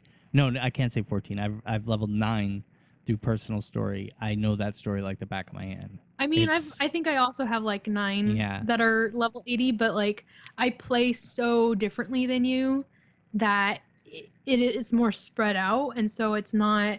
I've never felt like bombarded by it, but maybe that's where you have. Yeah, so, I mean, that's why I make legendaries, because that's what I do. I have, you know, I'm in it to improve my gear, to improve my character, and there's parts, you know, just about every fight, every main boss fight that you fight, or every artifact that you get in Legion right now in World of Warcraft, what they do is, when you get your legendary weapons, they put you in this pose and they do this sweeping camera angle, and the name of the weapon comes up next to you on the right in like this 3D block text, and it's just such an epic view. And like you go to fight this boss, and you know it's the last boss of the quest chain, and they do the same thing, so you know that this is a really important boss. This is a big deal. Where in Guild Wars 2, it's like, oh yeah, I just slaughtered 500 frickin' Awakened, but I got to deal with Bram and his man pawn issues. what's the it's a jokey meme that the people are like, I'm here to kick I gotta butt say and that take was pretty names. damn I'm all funny, about Gord. names. Yeah. I play the game like I'm here to collect lore and armor, and I've collected all the armor, so give me more lore. Like I like those are the two things. Oh, You know, yeah. like I Yeah, play to lore. I agree lore and with you. look cute. Like that's what I I want. agree with you 100%. But I don't want to swim through interpersonal issues to get to lore. Is what I'm See, saying. okay, so here's another fun fact about Kora that like maybe explains why I'm fine. I love Korean dramas. And Korean dramas, let me tell you, all it is interpersonal drama. And I eat it. I eat it with a spoon, Gord, okay? Maybe that's the So- aesthetic they're going for, but I mean, hopefully they put a little bit more meat into the story. It still has to develop. We have to see. Anything else anybody want to add? Anybody got I'm a surprised shocker we they think talked it's gonna this come? long. Yeah, I know, me too. Anybody have a shocker? Gallios, what's your shocker? That Gallios will have It could be something. anything. Could be anything. Gallios will have a plan or an idea. Cora, what's your My shocker? shocker. My shocker is that I'm working on a legendary, but I'm stuck. No, story shocker. Story Oh, shocker. story shocker. Steve, the friendly underwater dragon, is gonna come help us. I just threw up in my mouth. So, I'm making my eldest niece her Christmas gift. Shut up. It's a Christmas gift. And I'm stuck right now, but it's a dragon. My story shocker is going to be the Corgi mount will be the first 2,500 gem mount in the gem shop. But Oh. I mean, I honestly think no shockers are coming. I feel like Anet has the gun and they have it loaded, or they have it pointed down range. They have the sights set in, but they drop the clip and there's no bullets. That's how I feel. It's just so salty. I'm Oh not my- salty at all. That's my opinion. What has happened in the story so far that has been the big whoa? Koss was a big whoa. Finding Margaret the Sly's great granddaughter, big whoa. Well, those weren't. I Finding out wouldn't about- call those big woes. Those were just like, hey, if you What were played the the big first woes game, then? here's some cool lore stuff. Flast. No, I'm talking Living Story. Oh, living story. I think not yet. I don't think we're at the big woe. Like within, but like within writing, like we're just at the start. We're just at the inciting incident. Like we're not ready for the big woe moment yet. Like it's coming. They have to. Okay, so for them to go from a story where they had multiple threads in play, and everybody complained about that. I liked it. We said it. No new weapons, no new professions, no new playable races. We're never going to go back and touch on the Ritlock breaking the curse in Ascalon. Not happening. We're never going to see Keswick's Hill rebuilt. Not happening. They're taking all these threads away, and they want us to focus on the story that's in front of us, which right now is Joko. So out of that story, you know, on top of a bland PvP season and a bland WW game mode, this is where we're at now. So the way I used to play is when the story got a little old for me or not interesting, I would jump into WW and I would play the crap out of that. And then when the PvP season would start, I would jump and I would play around with that. Those two things are not as good to me now because they're kind of being ignored, so that everything goes into the story. So the way I feel, every single chapter has to have a big whoa. You can argue. What's going to keep you playing the game then? What's going to bring people into the game? Intrigue. There's no intrigue.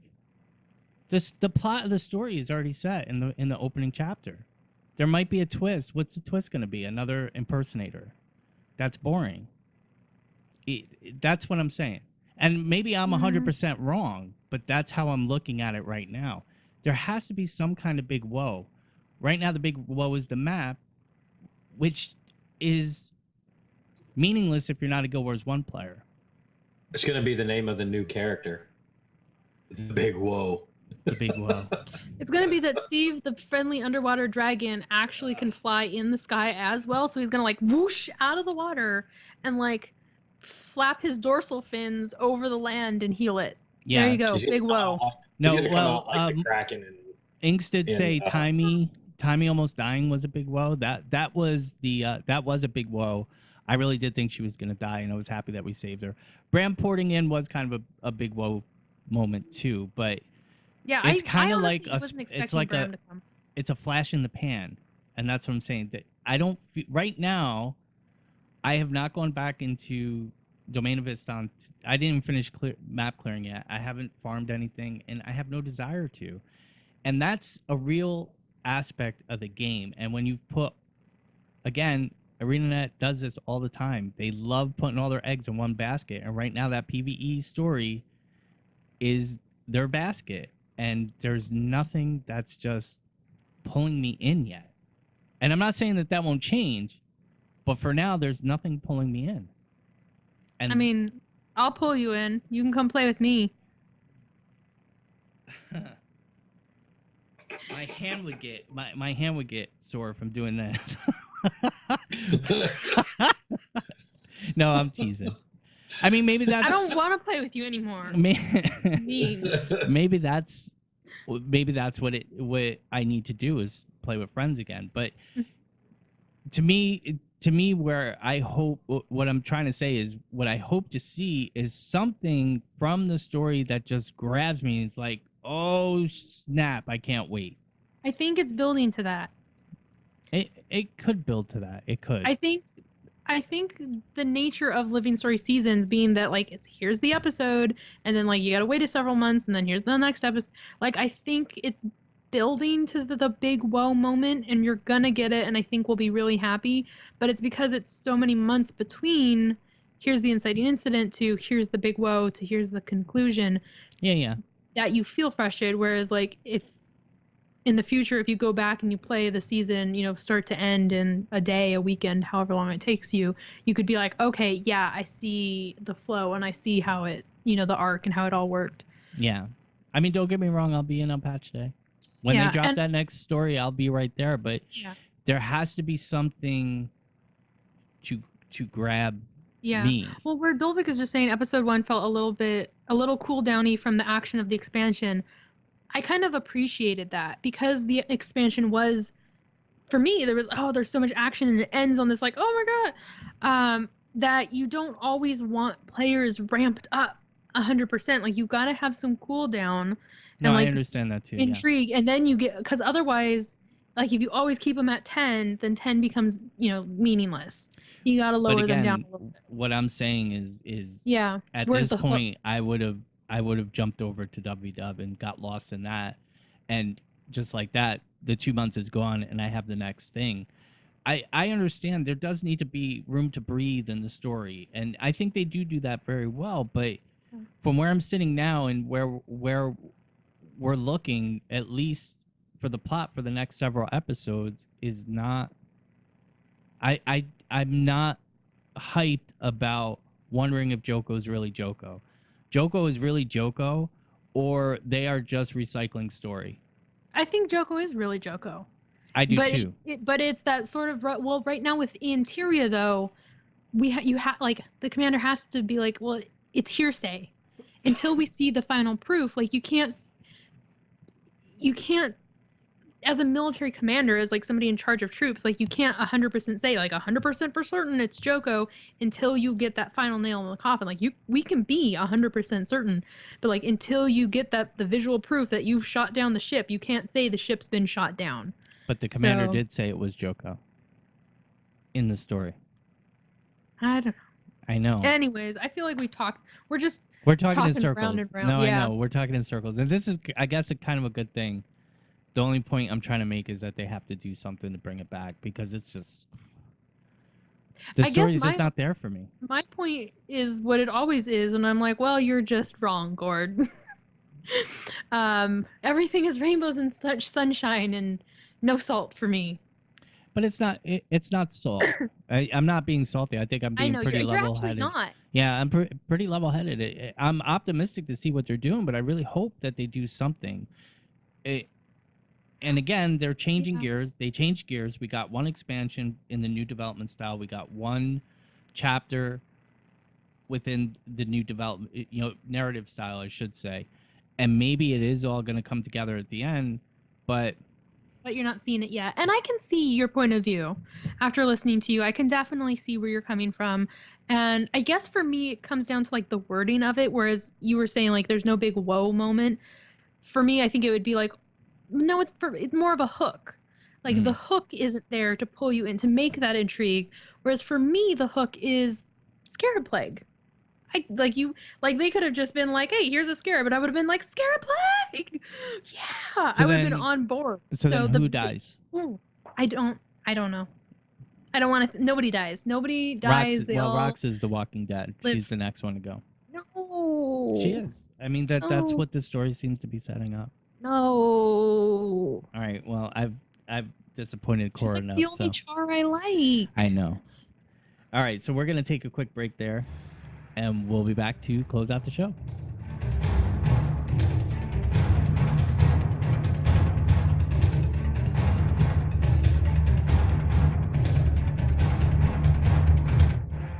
And we're back.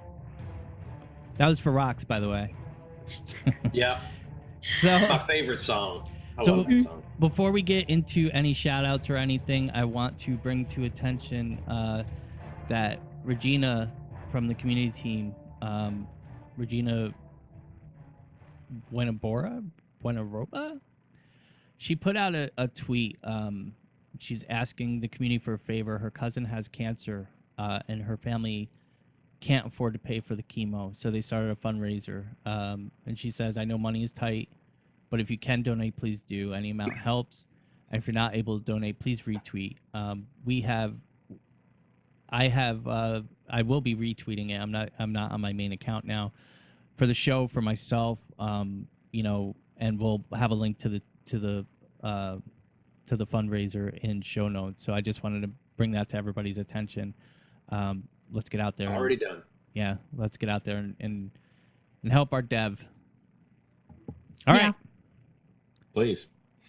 So we'll probably revisit this from time to time. Like I said, we're in that funky just after Christmas area where there's not a lot going on in game, getting ready for Lunar New Year, wondering when the next patch is going to come, next story patch and stuff. So speculating is fun. I think what I forgot to say is I think that the biggest disappointment for me is all the little breadcrumbs that led me to believe that the Six were going to be more involved in the story and there was more behind Revenant with Ritlock and everything else. They're kind of gone now. Yeah, and I And do we need feel new that ones. disappointment. Yeah. Like I didn't dwell on it in the moment, but like when you raised it, I was like, yeah, he is kind of right. Like it would have been nice to see more of that and like have better explanations, but I guess maybe not. How do I phrase it? I'm able to just go, okay, well, yeah, that sucks. And in this case, because it wasn't something I was so passionate about, I guess I'm a little bit easier at going like, well, moving on, like, because it's not going to happen. But I clearly have my lore hangups that I keep dwelling on. Like Malik is one of them, but I'm like, but maybe still we have a chance of Malik. It's never going to happen. And the disappointment is there. Acknowledge it, bring it up when you need to, but like It's just hope for the future that they're going to do better. Yeah, I mean, it's not that they're doing bad, and I hate that that's how it comes off. I want to make it clear that the story that's coming out of the studio now is really good, but a lot of the stuff that I'm used to being there is not there. Like trying to figure out the vision of the Pale Tree from season 2 and stuff like that is just not there. The speculation behind how is Ritlock going to break the curse in Ascalon, not there. That stuff is all gone now. And so that's where it's disappointing. Well, that's where I was saying I think that's because it's a brand new writing team, and they're saying like, look, we had all these different threads, but it was making the story itself feel all over the place. So let's this new team has come up with their vision of what to do with the game. Continuity And yeah, is important. it is different from what it was before. Yeah. And maybe that's up to us as the player of going like, well, the team before said like, here's all these things, all these threads, and this new team is like, yeah, we're cutting the threads. We're not. Continuity is important. That's the only thing. All right, so we can go on for days for this. Gallios, I know. do you have any Yes, sir. shout outs, buddy? I do. I want to shout out actually to Tox and Kyrith. They're actually some JQ leaders that have been listening to the show, and I wanted to thank them for all of the kudos they've been given to actually our little small community on the server. And I also want to thank the HZH Guild for basically inviting me into their Discord server to just hang out and laugh and joke and talk, and I thought that was pretty cool. So big shout out to HDH Guild, and especially to Tox and Kyrith, who are very big proponents of our show. We really appreciate it. Thank you so much, guys. Yep. Thank you. Kora, any shout outs? Yeah. I'm like, which name do I use? I believe it was Chris Vestige who sent me the dies that I needed to finish off my uncommon dies. Character name was, I'm gonna say it wrong, Sarah? I don't know, but when I looked it up, I have you tagged as Chris. So I'm like, I better have tagged my friends correctly or I'm thinking the wrong person. But you know who you are. You saw my tweet and you just were like, here, I'm going to help her out. Because they were all silvers. It wasn't like it was gold, but I'm poor and was like, I'm not going to spend those extras. I'm not going to spend 16 silver on a die. I'm going to spend 7.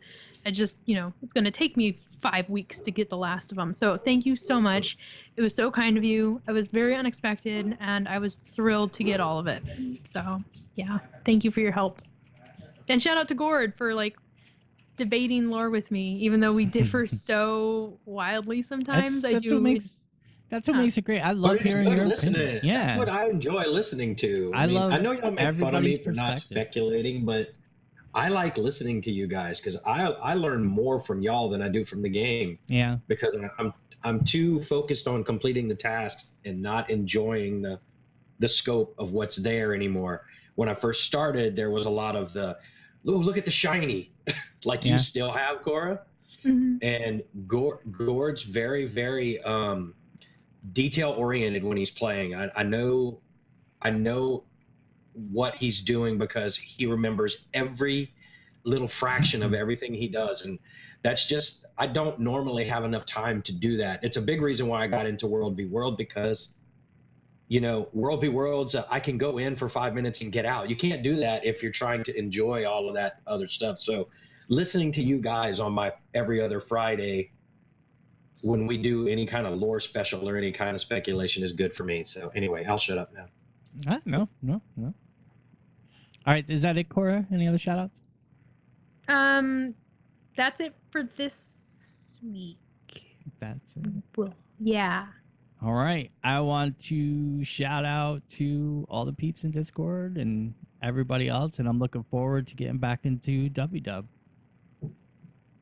I miss Guild looking Wars forward to it as well. I miss Guild Wars too, and I think I've taken about a month and a half break,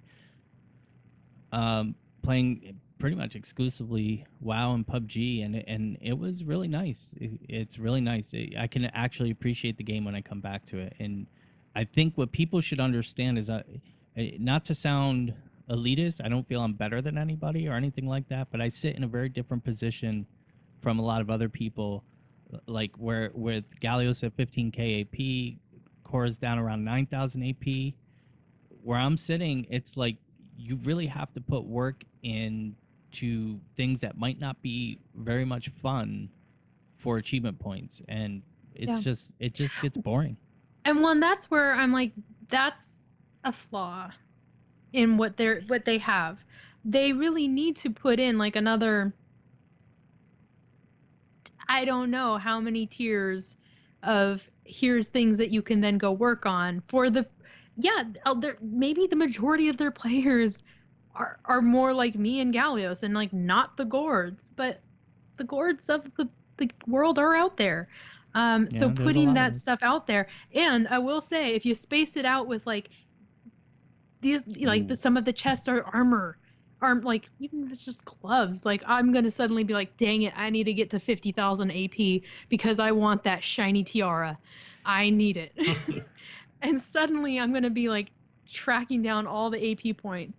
So I think there is definitely a place to be putting that in, and they just haven't. Maybe they don't feel that there's a value for it yet, but I think that they should, and I hope somebody has it on their to-do list, that it's there, that maybe the next I don't want it to be the next expansion, because I want you to have fun things. I want you to have fun things. Well, you know what it came down to is I pulled myself out of the politics of WW, and instead of worrying about the politics, the macro politics, I'm going to worry about the micro game, and that makes a huge difference, is what it comes down to. And I feel like I can be a lot more fair.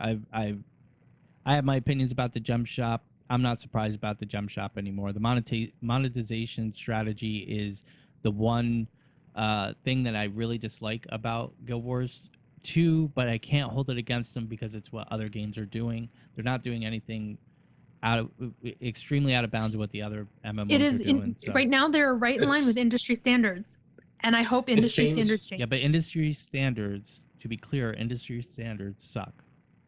That's what I said. Yeah, like I hope we they know change, that. but they're right in line with it. You've kind of hit the epiphany I came to a few weeks ago. Yeah, just where it's like, it's kind of the same epiphany I had, because there's a lot of stuff that was aggravating me too, and then I thought, like, why do I play this game? Because it's fun. I mean, like, if you just let it be. So anyway, I think just so everybody knows, I think Inks has to go. I think he is saying on Twitter that he was setting up for a stream. So if he goes and streams, make sure you get to his channel. We're going to be hosting him too, but jump in there and give him a watch. Let's fill up his room. Yep. All right, so let's end it there because we're going on. So Gallios, if good people want to get in touch with you, how can they do that? In game, you can reach me at gallios.8142. If you want to check out my Twitter page, it's Gallios_GW2. And if you just want to say hello and send me a friend request or chat or do anything in Discord, it's Gallios #3334. All right, and Kora. You can find me on Twitter at Guild Lores. I'm also on Instagram at Guild Lores and Tumblr at Guild Lores. And Discord, I am Kora #2568. And in-game, I'm south of Neptune 6254. All right. And Miko, hopefully, will be back on the next show. Like I said, she's settling in. If you want to say hello to her, you can poke her at Inky Sticks on Twitter. You can find her on our Discord at Miko #3586. And you can find her in game at SansPen 6.6093. If you want to follow the show, you can follow us. You can email us at sotdpodcast@gmail.com. You can follow the show at SOTD_podcast, and you can find everything you need about the show at SOTDpodcast.com. If you want to follow me on Twitter, it's at JustGord1. You can get me in game at Gord.a654, and you can get me on Discord at Gord #4133. And I have to say, I keep forgetting every show I try to mention. We got an email way back from Bullet, who was actually on Tyria After Dark and Tales of Tyria, one of the old school, both two of those founding fathers of founding podcasts. fathers. Yeah. Bullet, I wanted to read your show on the air, or your email on the air. I do appreciate it. Hopefully you're still listening. But it just got to the point where we had to drop that. So every show I keep forgetting to acknowledge that he wrote in. I want to give him a shout out and just say thanks for Thanks for the email. Sorry I confused you with Bridger at first, but it was still pretty cool to hear from you. All right, so that's it. Yeah, I need to read that one. Yeah. You didn't send it to us. I gotta send it out. Was it over the holiday season? It was a while ago. It was Mount Gate. It was before the holidays. Ooh, Mount Gate. It was Mount Gate. And it was very good points and stuff. I just didn't want to get into it on the show anymore. So that was that. So that's it. We got some dub-dub to do. So we're gonna say goodnight. Good night. I hope I get to play. All right, you better. All right. Good night, Chef. Good night, everyone. Good night.